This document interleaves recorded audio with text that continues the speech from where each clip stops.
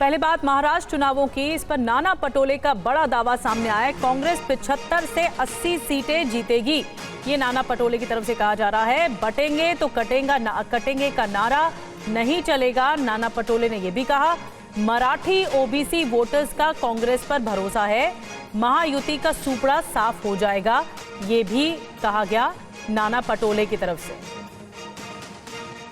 नमस्कार, स्वागत है आपका TV9 भारतवर्ष में। आपके साथ मैं हूं सुमेरा खान और मेरे साथ एक बहुत खास मेहमान आज जुड़ रहे हैं TV9 भारतवर्ष पर। हमारे साथ महाराष्ट्र कांग्रेस के अध्यक्ष नाना पटोले जी इस वक्त मौजूद हैं।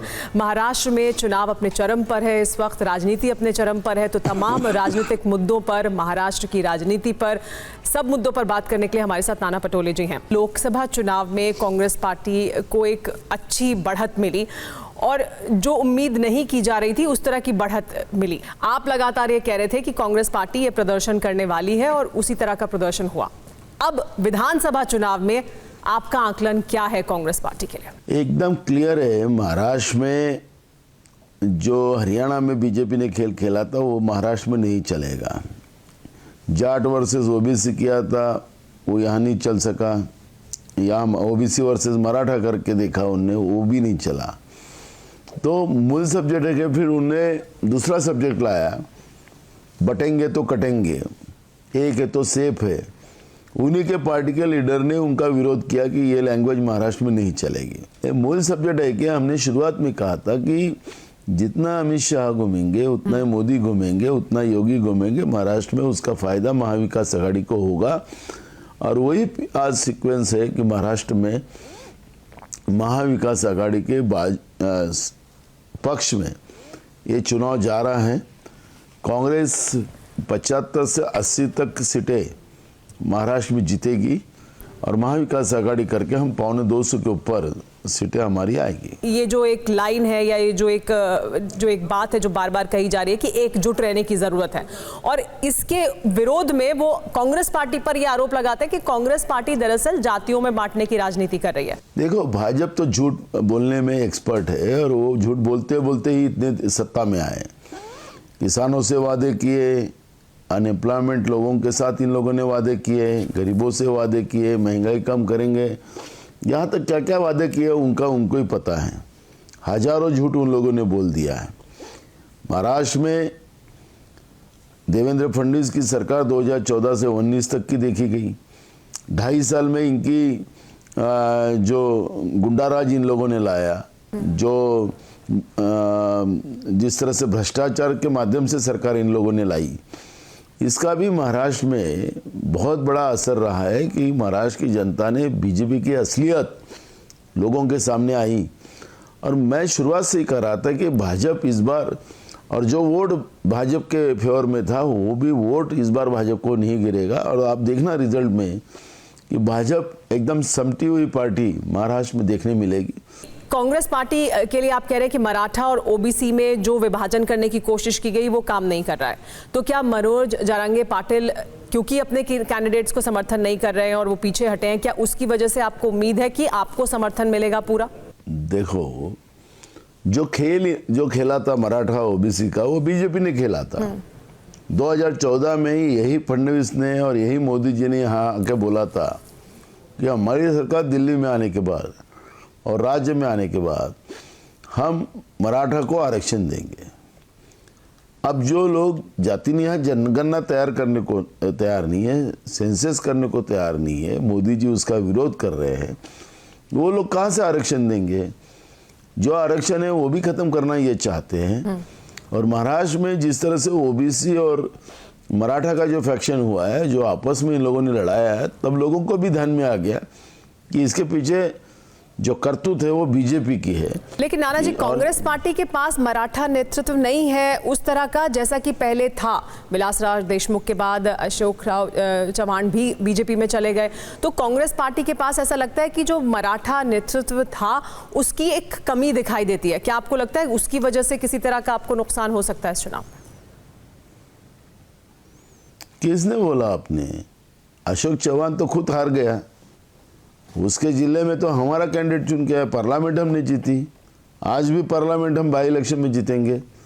हमारे पास नए लीडरशिप मराठा में बहुत अच्छी है और विलासराव का बेटा है, उधर हमारे बंटी पाटिल है, हमारे यहाँ विश्वजीत कदम है, कई हमारे यहाँ नई जनरेशन में मराठा लीडरशिप है। और इसलिए मराठा लोगों को भी हम कांग्रेस पे विश्वास है, ओबीसी को भी कांग्रेस पे विश्वास है। लगातार बीजेपी द्वारा और उनके साथ जो गठबंधन में तमाम दल हैं उनके द्वारा ये कहा जा रहा है कि जो लाडकी बहना योजना है वो हमारा ट्रम्प कार्ड है। क्या वो मुश्किल खड़ी कर सकता है फिर कि लोगों के बीच वो पैसे पहुंच गए हैं? क्योंकि आप भले ही वादा कर रहे हो कि हम आएंगे तो हम 3,000 देंगे, ये 1,500 ही दे रहे हैं, लेकिन ये 1,500 तो खाते में आ गए हैं, ये तो मिल रहे हैं। तो क्या ये एक बड़ी चुनौती और समस्या हो सकती है? ये ट्रम्प कार्ड के तौर पर क्या काम करेगा? ये लोग फील गुड में रहने दो बीजेपी वालों को, कोई टेंशन नहीं हमारे को। ग्रास रूट ग्राउंड पे हमारी रियलिटी हमें पता है। इन लोगों ने 1,500 रुपये दिया और उसी 2 महीने में महंगाई बढ़ा दी। खाने के तेल से लेके किराना सामान से लेके सब चीज़ों की महंगाई बढ़ा दी। इनसे पैसे उल्टे छीन लिए, इलेक्ट्रिक के रेट बढ़ा दिए। इससे लोगों में गुस्सा है कि एक हाथ से लिया और दूसरे हाथ से हमसे ज़्यादा पैसे ले लिया। राहुल गांधी अगर संविधान की बात कर रहे हैं तो यही मुद्दा लोगों के बीच क्या अभी भी उसी तरह की पकड़ रखता है विधानसभा चुनाव में भी जो लोकसभा चुनाव में था? राहुल जी संविधान की बात भी उठा रहे और किसान की भी बात उठा रहे और बेरोजगार की भी बात उठा रहे और गरीबों की बात उठा रहे। लेकिन संवैधानिक व्यवस्था को जिस तरह से बीजेपी और आरएसएस खत्म कर रही है, ये बात छुपी नहीं है। महाराष्ट्र में आपको याद दिलाता हूँ, आपको दिल्ली में खबर नहीं होगी, गए 3 साल से लोकल बॉडीज इलेक्शन नहीं हुए जी।